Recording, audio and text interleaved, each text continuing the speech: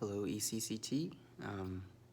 Here with you again midweek to lead you through another devotion, continuing on through Philippians chapter 2.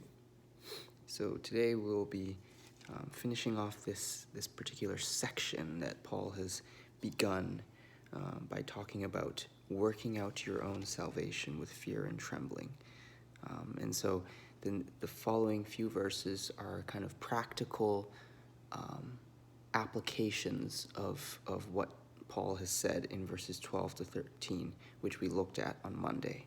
So this is Philippians chapter 2, verses 14 to 18. Do all things without grumbling or disputing, that you may be blameless and innocent, children of God without blemish, in the midst of a crooked and twisted generation, among whom you shine as lights in the world, holding fast to the word of life, so that in the day of Christ I may be proud that I did not run in vain or labor in vain.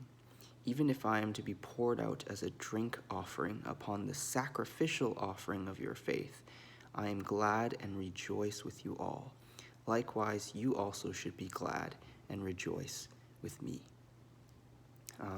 And so here, Paul gives us some very kind of practical examples of really kind of working out our salvation. So remember, as we talked about on Monday, this isn't working for our salvation, but kind of digging into the process of bringing to completion our sense of what it means to be saved in Christ.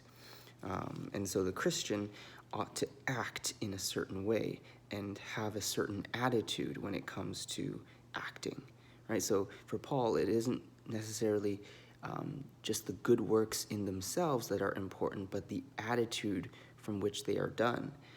So a Christian should not be grumbling or complaining.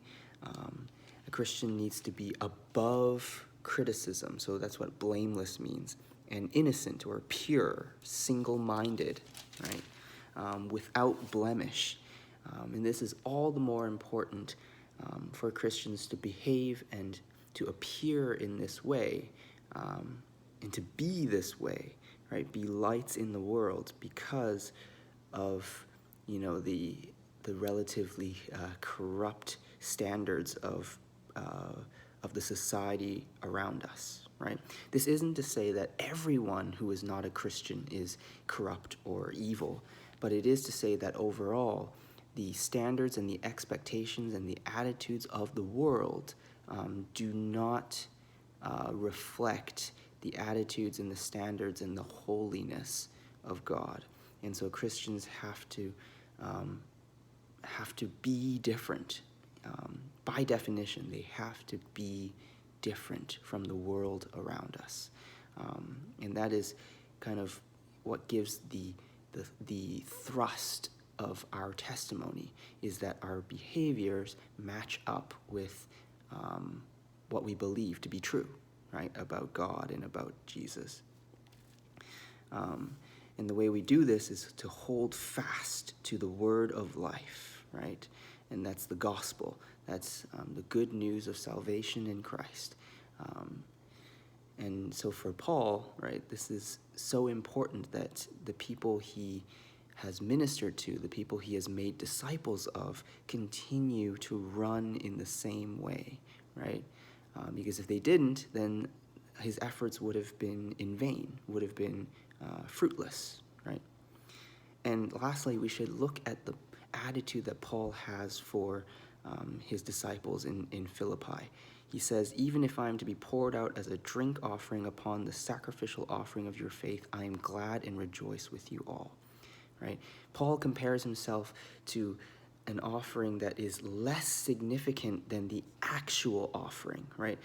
For him, the Philippians, their faith and the good fruit of their faith is the sacrificial offering, the main show, whereas he's the drink offering that's poured on top.